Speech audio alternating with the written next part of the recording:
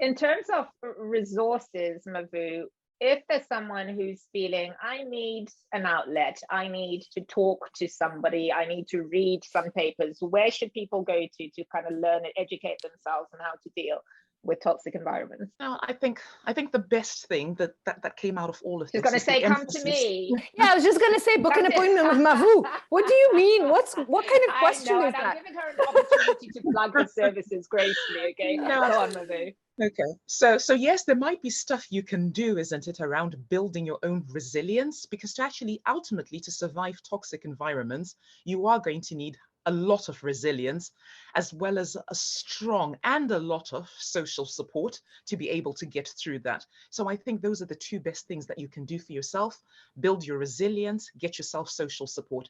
But even though I talk about building resilience, like I said from the outset, we don't go to work for lessons in resilience.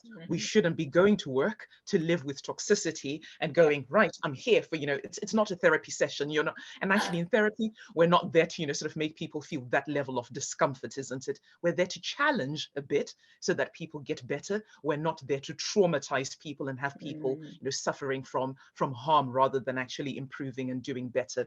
So things that you can do on your own could be things like mindfulness. If you're already in a toxic work environment, maybe taking a few minutes in the morning or whatever, I guess people work different work patterns, but before you go in at the start of your work day, actually practicing a bit of mindfulness, reminding yourself of your personal values, reminding yourself of who you are.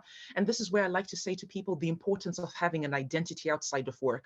I know a lot of people, for a lot of people, their identity, their work is their identity. But the way I explain it is, yes, so I'm a psychotherapist, I'm a clinical lead, but I'm a mother, I'm a sister, I'm a this, and I'm not any one of those things. I am all of those things. And even if I wasn't one of those things, I would still be me, I would still be a person. And so that's where, your identity comes in, reminding yourself that ultimately it doesn't matter what you do for a living, it is just a job. I know every day when I start my workday, I remind myself just how very dispensable I am, how even when I see people for therapy, if something was to go wrong, yes, people would grieve for a minute, but then they would go on. The clock would only stop for 2 minutes probably. So life goes on with or without me. So the importance of self-care. And I also end the day on self-care. So actually, before you go back to your people, your tribe who are outside of your work environment, you want to self-care, you want to do that bit of mindfulness, so that actually you get rid of all that negative energy, isn't it? So that when you go home, you are taking you home. You are not taking you, the person who was told to stack 100 shelves, when realistically you could only stack 50 shelves and everyone else was stacking 50. You were just you going home. So taking that time to be mindful. To managers, to bosses, to people out there, I say actually it's the importance of encouraging people to speak out. The biggest thing I've found is that you get some managers who encourage people to speak out and then they do nothing with the information that's been given to them. There is no change. So actually, if you ask for people to speak out, do something with what they then give you. And you also have to try to model desirable behavior. So actually it's a bit like the way we would do things in parenting, where you model what you want to see. So if as a manager you are gossiping, it's a huge ask to then get your team to not gossip. Don't gossip as a manager, model what you want to see. Yes. If you don't want people shouting at each other, don't shout at people. So model what you want your team to be like. It starts with you. Even if you can't necessarily get the change that you want higher up as a manager within your organization, at least let your team be a solid team. There's no excuse for that.